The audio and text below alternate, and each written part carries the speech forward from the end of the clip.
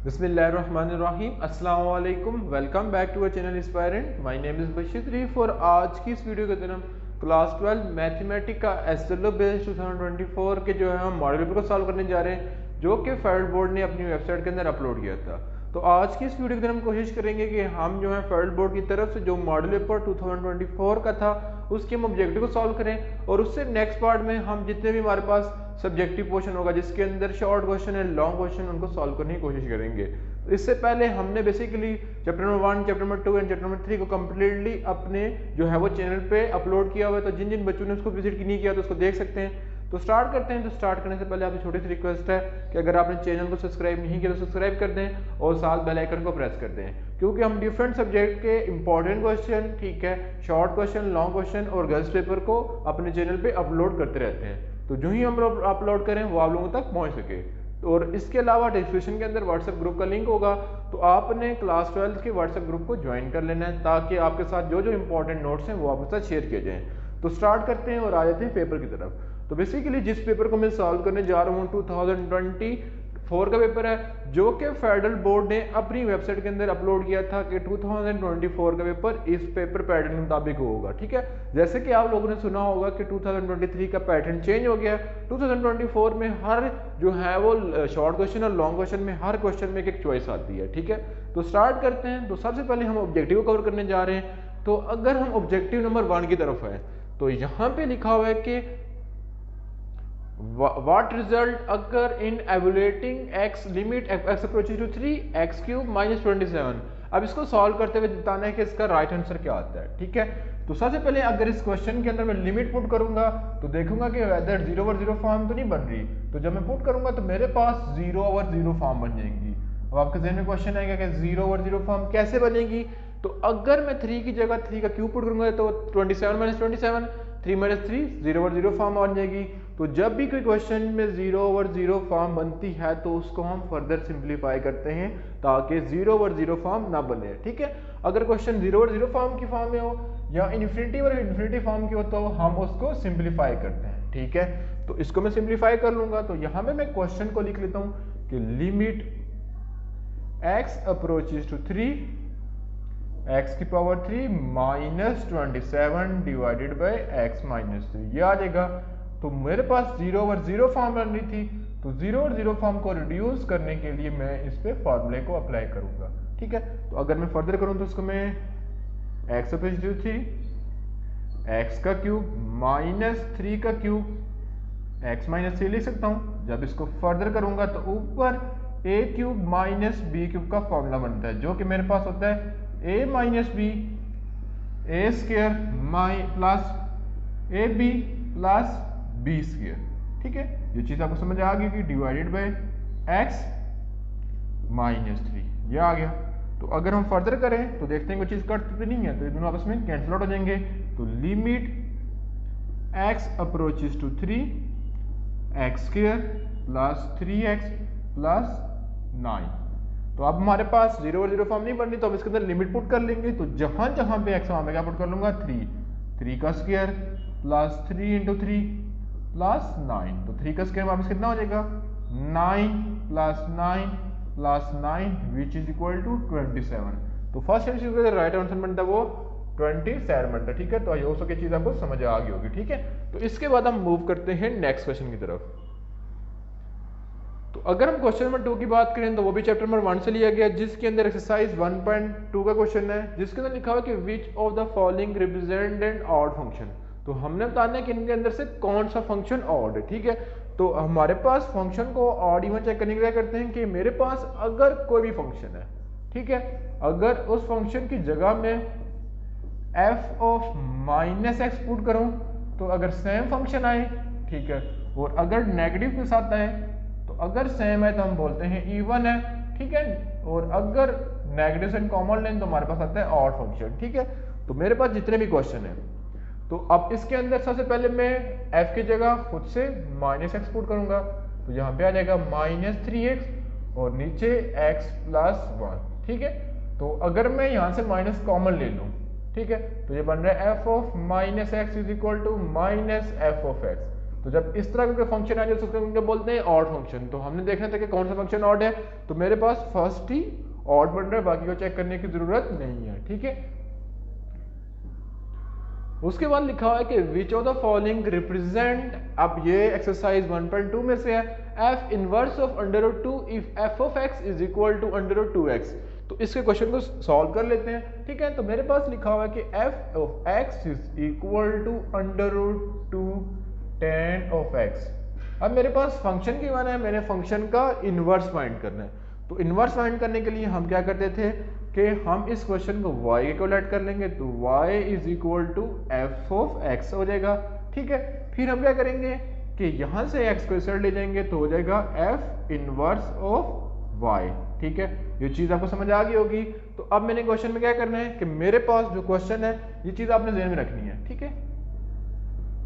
अब मैं क्वेश्चन को लिख लेता हूँ। तो मेरे पास जो क्वेश्चन था वो मेरे पास था कि ये चीज़ आपने ध्यान में रख ली है। फिर था क्वेश्चन कि y is equal to 2 tan of x। तो जब भी किसी क्वेश्चन के अंदर हमने इनवर्स फाइंड करना होता तो x हमारे पास होता है इंडिपेंडेंट, तो x को हमें बनाना होता है डिपेंडेंट, मीन x को इक्वल टू की दूसरी साइड पे ले जाएंगे। तो x को इक्वल टू की दूसरी साइड लेने के लिए हमने पहले taking square on both side, तो y का स्क्वायर 2 tan ऑफ x आ जाएगा, ठीक है। मैंने x को सिंगल करना है, मैंने x की वैल्यू फाइंड करनी है। तो 2 यहाँ पे डिवाइड हो रहा है, यानी ये हमारे पास हो जाएगा tan ऑफ x, ये y स्क्वायर डिवाइडेड बाई 2 ये आ जाएगा। तो मैंने x की वैल्यू फाइंड करनी थी, तो tan जब दूसरा जाएगा तो आ जाएगा tan inverse y square divided by 2, ठीक है। तो मेरे पास ये आ गई इक्वेशन नंबर 2। तो मैं इक्वेशन नंबर 1 एंड 2 को कंपेयर कर लूंगा, तो मैं यहाँ पे लिखूंगा कंपेयर 1 एंड 2। जब 1 एंड 2 को कंपेयर करूंगा तो मेरे पास था x is equal to tan inverse y square divided by 2। तो अगर कंपैरिजन किया जाए तो मेरे पास x की वैल्यू भी आ रही है। अब x की वैल्यू कितनी आती थी, f inverse of y is equal to tan inverse of y square divided by 2, ठीक है। तो मेरे पास क्वेश्चन x की फॉर्म में था, तो इसका आंसर भी x की फॉर्म में आना चाहिए। तो मैं रिप्लेस कर दूंगा y को x से, रिप्लेस y बाय x। तो यहाँ पे आ जाएगा f inverse of x is equal to tan inverse x square divided by 2। तो यहाँ तक आप लोगों को समझ आ गई होगी। अगर मैं फर्दर बात करूं तो मेरे पास अब x की जगह पुट किया हुआ है √2, तो जहां जहां पे x पुट किया वहां पे √2 पुट कर लेंगे।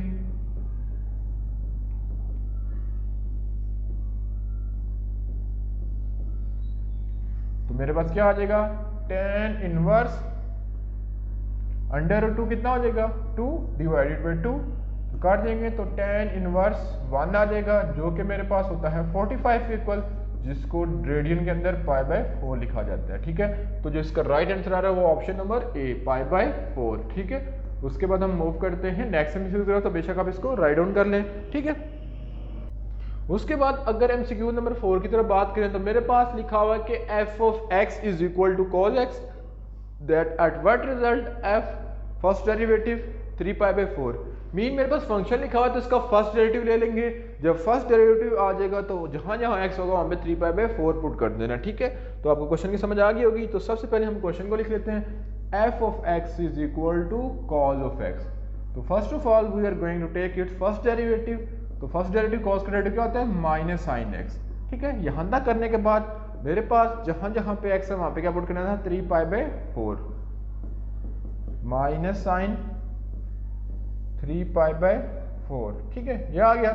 तो आप कैलकुलेटर पुट कर लेते हैं 3π/4। तो 3π/4 को अगर हम पहले डिग्री में चेंज करेंगे तो मेरे पास क्या हो जाएगा, डिग्री में चेंज करने के लिए क्या होता है 180/π, तो π काट जाएगा, ठीक है। 4 1 दा 4 4 16 2 हो जाएगा, तो 45 3 दा कर लेंगे, तो 3 5 15 3 4 12 और 1 13। तो मैंने फाइंड करना है माइनस साइन इनवर्स 135, ठीक है। तो अगर इसको कैलकुलेटर पे करके देखता हूँ कि मेरे पास कितना आता है, तो जब कैलकुलेटर के अंदर भी लिखूंगा कि साइन 135 तो मेरे पास रिजल्ट देगा 1 डिवाइडेड बाई √2। तो इसका रिजल्ट आ रहा है, माइनस साइन पहले का बाहर है, -1 डिवाइडेड बाई √2, ठीक है। तो इसका राइट आंसर मेरे पास बन रहा है ऑप्शन नंबर डी, ठीक है। उसके बाद हम मूव करते हैं नेक्स्ट एमसीक्यू की तरफ, तो इसको आप बेशक राइट डाउन कर लें, ठीक है। फिर उसके बाद अगर हम नेक्स्ट एमसीक्यू की तरफ मूव करें जिसके अंदर लिखा हुआ है कि in which of the following interval 2x² - 8x + 1 increasing its value. तो बेसिकली ये एक्सरसाइज 2.9 में से क्वेश्चन है जिसके अंदर हम इंक्रीजिंग और डिक्रीजिंग को फाइंड करते हैं। तो अब इसमें क्या करेंगे कि हम जब भी हमें इंक्रीजिंग और डिक्रीजिंग निकालना होता है तो कोई भी क्वेश्चन होता है उसका हम फर्स्ट डेरिवेटिव ले लेते हैं, ठीक है। तो मेरे पास क्वेश्चन ये आ रहा है, अब इसका मैं फर्स्ट डेरिवेटिव ले लूंगा। जब फर्स्ट डेरिवेटिव ले लूंगा तो मेरे पास आ जाएगा 4x - 8, ठीक है। फिर इसी का मैं सेकंड डेरिवेटिव ले लूंगा जो कि मेरे पास आ जाएगा 4, ठीक है। तो फर्स्ट और सेकंड डेरिवेटिव लेने के बाद मैं क्या करता हूँ कि x की वैल्यू निकालता हूँ by putting first derivative equal to 0। After putting first derivative equal to 0 what we get the value of x, the value of x will become equal to 1 divided by 2, ठीक है, क्योंकि यहाँ पे आ जाएगा 8 और 4 डिवाइड करेंगे तो मेरे पास x की वैल्यू कितनी आ रही है 2। तो मेरे पास लिखा होता है कि इंटरवल कहाँ से इंक्रीज कर रहा है, तो मेरे पास जो वैल्यू आ रही है वो 2 से आ रही है, तो इंक्रीज करना है तो 2 से लेके जाएगा इन्फिनिटी तक। तो जिसका राइट आंसर है वो ऑप्शन नंबर डी है, ठीक है। अब अगर डिक्रीजिंग होता है तो ये वाला आता है, ठीक है। उसके बाद हम मूव करते हैं नेक्स्ट क्वेश्चन की तरफ। तो बेसिकली अगर क्वेश्चन नंबर 6 की तरफ फाइंड, तो मेरे पास लिखा है कि for a function f of x की वैल्यू गिवन है एंड हमने जब फर्स्ट डेरिवेटिव फाइंड करेंगे तो जहां जहां x आ रहा होगा वहां पे 0 पुट कर देना है। तो सबसे पहले हम क्वेश्चन लिख लेते हैं, ठीक है। अब इस क्वेश्चन को हम चेन रूल से भी कर सकते हो, दूसरे तरीके से भी कर सकते हैं। तो चेन रूल से क्वेश्चन थोड़ा लंबा हो जाएगा, ठीक है, तो हम इसको इजी मेथड से करते हैं। तो अब इस क्वेश्चन को जब करने जा रहे हैं तो मेरे पास आप लोगों को पता है कि जब हम simple d/dx of sine x करते हैं तो इसके एंगल का वापस से डेरिवेटिव लेना पड़ता है, यानी जो भी साइन का एंगल आ रहा होता है, अब ये साइन है, ये चीज इसका एंगल है, तो इसका हम वापस से डेरिवेटिव लेते हैं, ठीक है। तो जब इसके अंदर एप्लीकेट करेंगे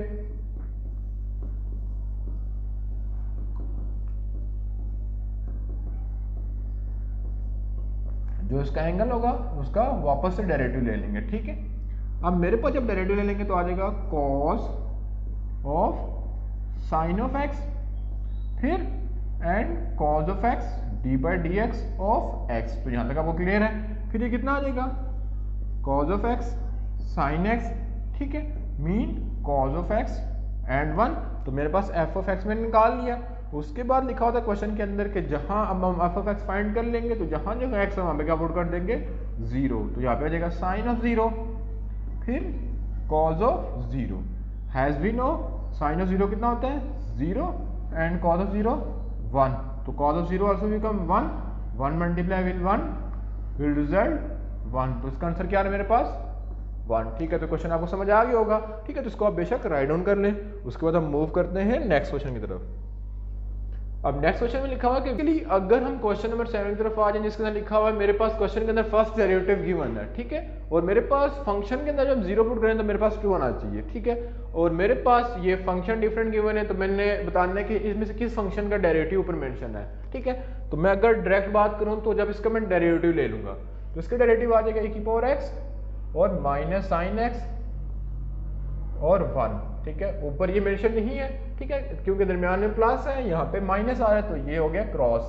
फिर अगर मैं इसका डेरिवेटिव ले लूंगा तो इसका डेरिवेटिव क्या आ जाएगा e⁻x माइनस कॉस का डेरिवेटिव क्या होता है माइनस साइन x और x का क्या होता है 1 और इसका 0।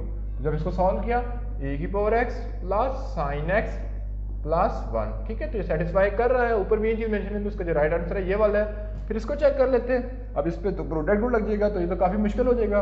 फिर इसको चेक करते हैं तो आ जाएगा e⁻x माइनस साइन x। तो ये भी सेटिस्फाई नहीं कर रहा, ये भी सेटिस्फाई नहीं कर रहा, वो भी नहीं कर रहा।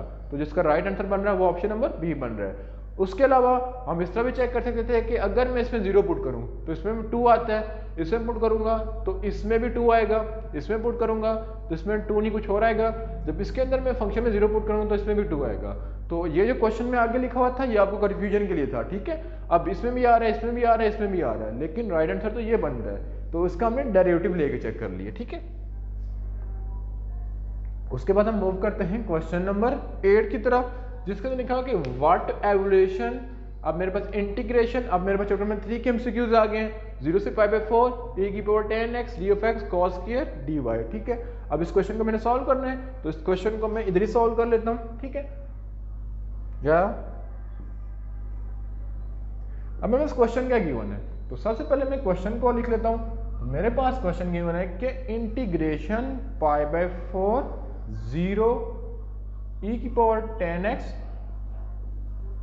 और divided by cos square x d of x, ठीक है। अब ये आगे मेरे पास क्वेश्चन, जब इस क्वेश्चन को देख रहा हूँ तो क्वेश्चन मुझे काफी डिफिकल्ट लग रहा है, ठीक है।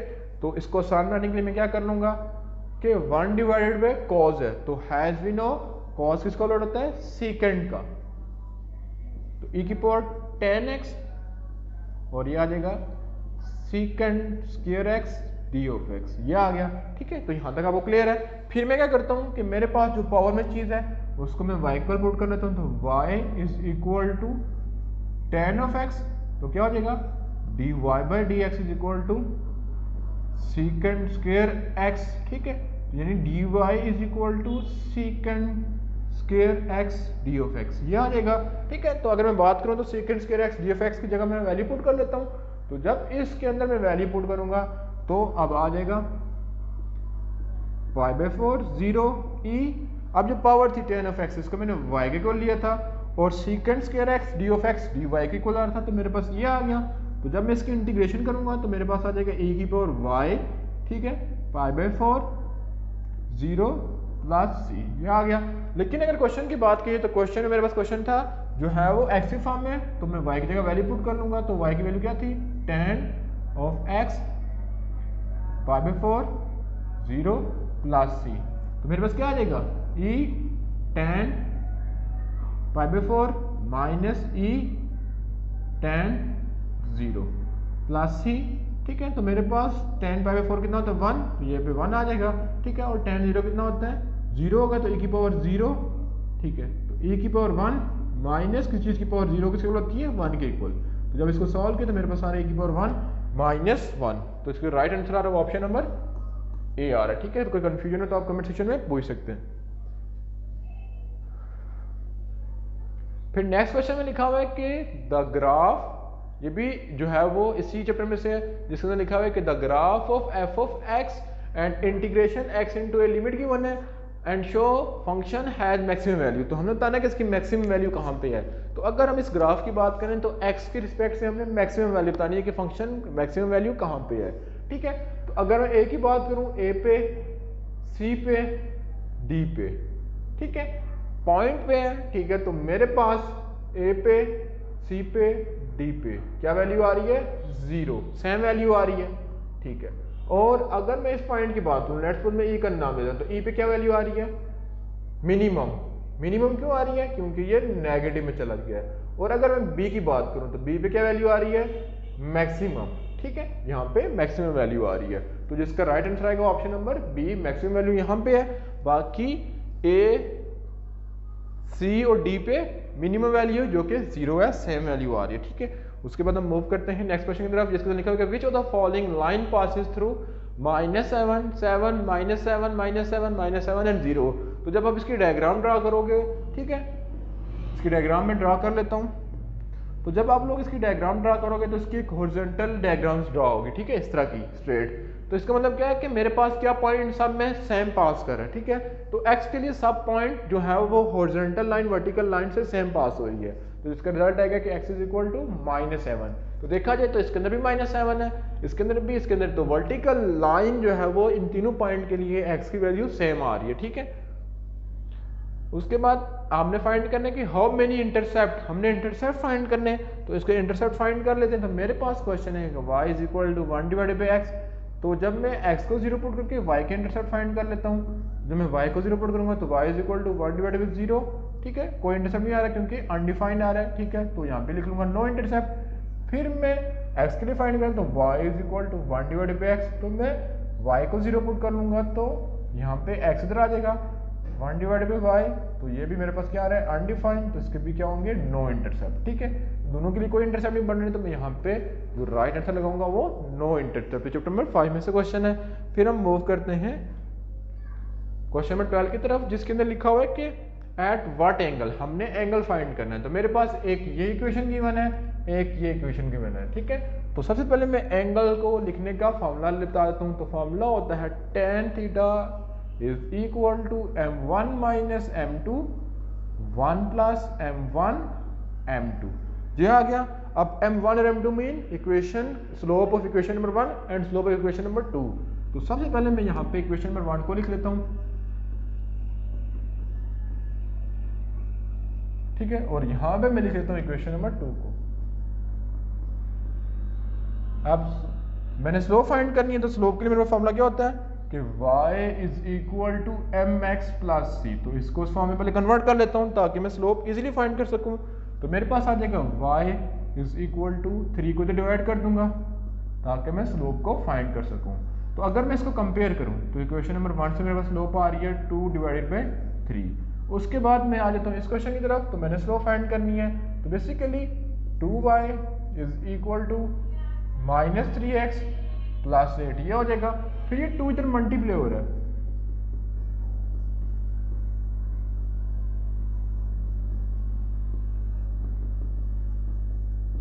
तो अगर मैं इसको स्लोप को कंपेयर करूं तो m is equal to minus 3 divided by 2 आ रहा है। तो मैंने इसकी भी स्लोप फाइंड कर ली, इसकी भी स्लोप फाइंड कर ली, तो इसको m1 इसको m2 कह देता हूं। और अब मैं इस इक्वेशन के अंदर पुट करने जा रहा हूं, ठीक है। तो जहां जहां पे m1 है तो m1 की वैल्यू पुट कर लेंगे जो कि 2 डिवाइडेड बाई 3, और m2 की minus minus plus 3 divided by 2, फिर divided by 1 plus 2 divided by 3 and minus 3 divided by 2, ये आ जाएगी, ठीक है। तो ये दोनों आपस में कैंसिल आउट हो जाएंगे, ये कैंसिल आउट हो जाएंगे, ठीक है। तो ऊपर वालों को मैं एलसीएम ले लूंगा तो मेरे पास आ जाएगा 6, ठीक है, 4 प्लस 9, ठीक है, और नीचे 1 माइनस 1 0, जिसका मेरे पास आ रहा है कि basically 4 plus 9 13 divided by 0 which is equal to undefined. Mean tan theta is equal to undefined, तो theta is equal to tan inverse undefined. तो मैंने बताना है कि थीटा कहाँ पे अनडिफाइंड होता है। मीन अगर मैं यहाँ पे लूँ tan इनवर्स अनडिफाइंड, तो tan इनवर्स मेरे पास डिफाइन होता है, सॉरी अनडिफाइंड होता है 90 पे, और 270 पे मेरे पास ये अनडिफाइंड होता है, ठीक है। तो मेरे पास देखता हूँ कि 90 को हम बोलते हैं पाई बाई 2 और 3 पाई बाई 2 270 को बोला जाता है, ठीक है। तो अगर हम क्वेश्चन को देखते हैं कि मेरे पास राइट आंसर कौन सा गिवन है, पाई बाई 6 मेंशन है, ठीक है, इसमें से नहीं आ रहा, पाई बाई 4 मेंशन है, इसमें से नहीं आ रहा, 0 मेंशन है, इसमें से नहीं आ रहा है, और पाई बाई 2 इसमें से मेंशन है जो इसमें से आ रहा है। तो जब इसका एंगल फाइंड किया तो मेरे पास क्या आ रहा है, पाई बाई 2। तो अगर आप कैलकुलेटर पे पाई बाई 2 पुट करोगे tan 90, वो हमें क्या देगा, मैथ एरर। तो जहां जहां पे मैथ एरर देता है बोलते हैं वहां पे अनडिफाइंड है, ठीक है। उसके बाद हम मूव करते हैं क्वेश्चन नंबर 13 की तरफ, जिसके अंदर मेंशन है कि which of the following option does not satisfy 4x minus 3y less than 2, ठीक है। तो मैंने इसको बताना है कि कौन सी कंडीशन सेटिस्फाई नहीं करी। तो chapter number 1 sorry chapter number 5 linear programming में से एक जो है वो क्वेश्चन लिया गया है, ठीक है। तो अगर मैं फर्स्ट वाले को चेक करूँ,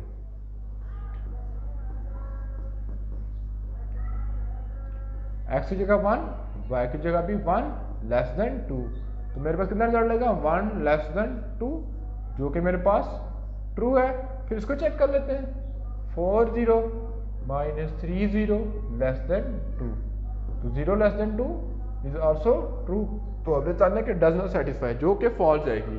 फिर इसको चेक कर लेते हैं, 4 multiply 3 minus 3 multiply 0 less than 2, 12 less than 2, जो कि फॉल्स है, ठीक है। और इसको चेक करें, 4 multiply minus 2 minus 3 multiply 1 less than 2, तो हो जाएगा minus 8 minus 3 less than 2, minus 11 less than 2 which is also true. तो इसमें से जो फॉल्स स्टेटमेंट आ रही है वो ऑप्शन नंबर सी है, तो जो इसका करेक्ट आंसर वो ऑप्शन नंबर सी, ठीक है। फिर हम मूव करते हैं नेक्स्ट क्वेश्चन की तरफ।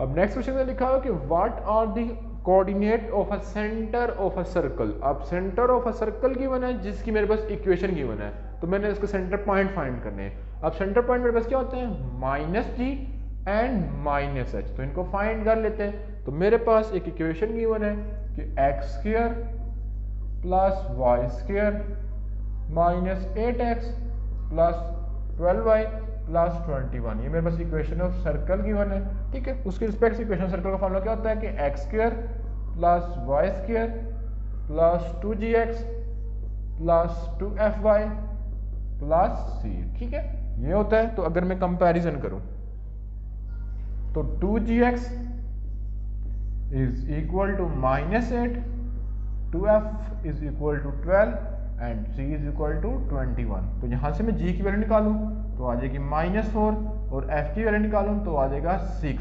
ठीक है, तो मैं इस फॉर्मूले के अंदर पुट करूं तो हो जाएगा 4 एंड -6। ठीक है, g माइनस प्लस और ये h की वैल्यू आ जाएगी, तो जो राइट आंसर बनता है वो ऑप्शन नंबर सी बन रहा है। ठीक है, उसके बाद हम मूव करते हैं नेक्स्ट क्वेश्चन की तरफ। तो इसको मैं रेज कर लेता हूँ।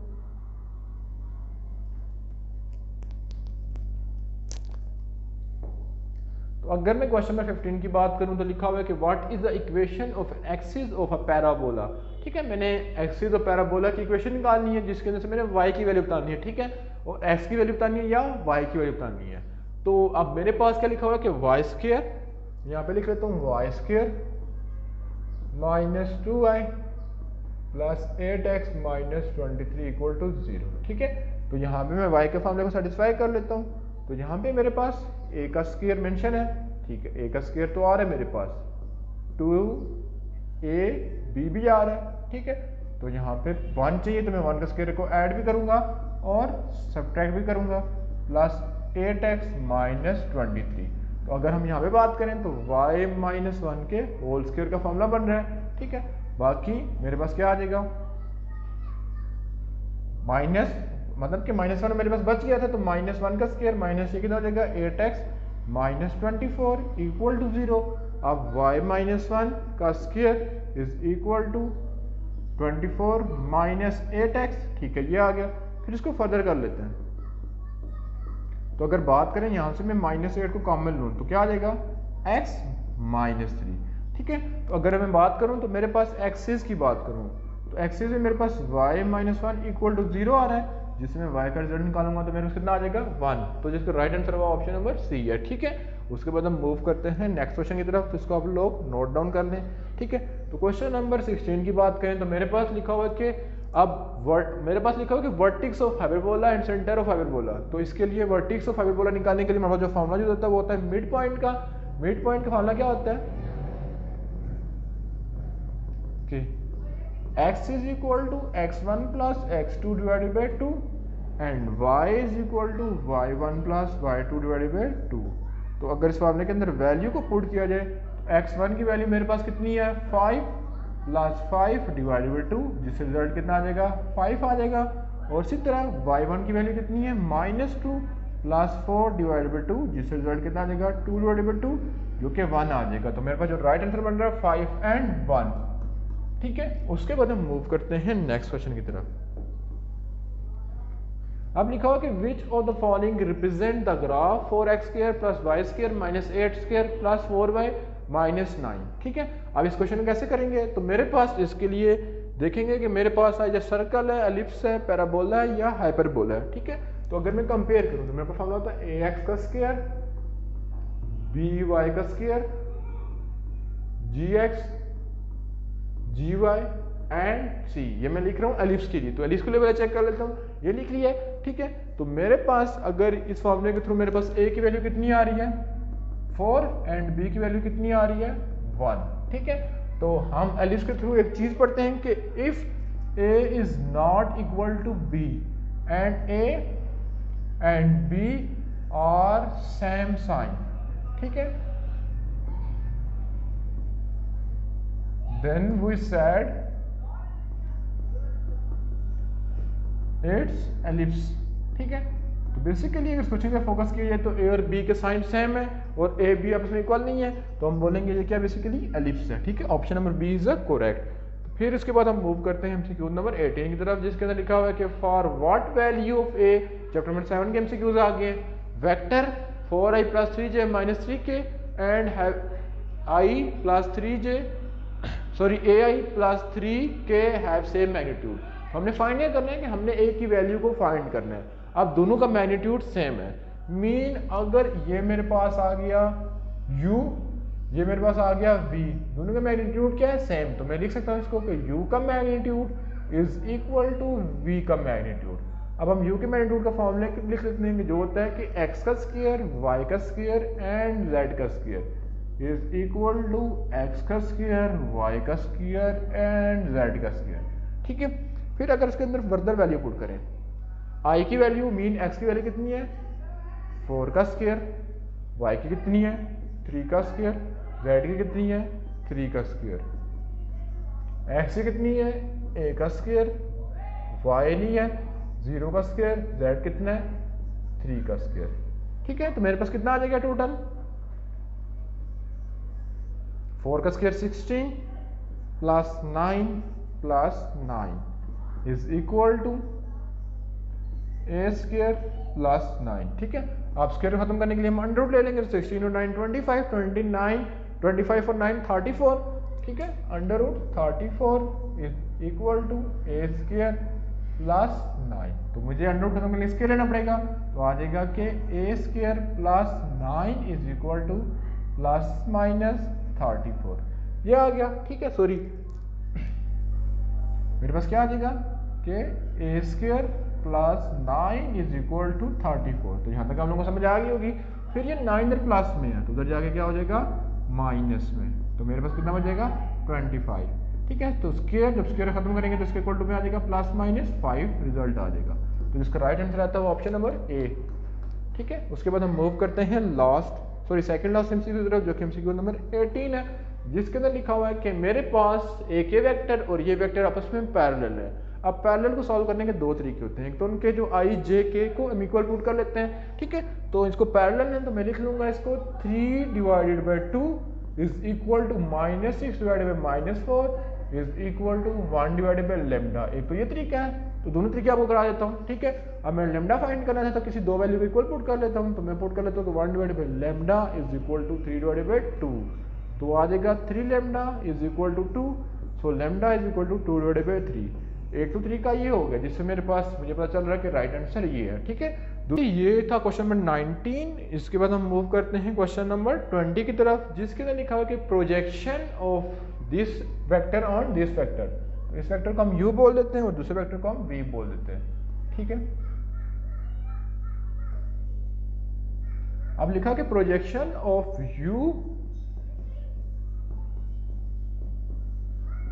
along v is equal to u dot v divided by v vector आ जाएगा। ठीक है, तो अगर हम बात करें v का मैग्नीट्यूड, तो अगर हम बात करें u वेक्टर मेरे पास क्या है जिसको मैं प्रोडक्ट लेने जा रहा हूँ, तो u मेरे पास था i माइनस के और दूसरा था j प्लस के।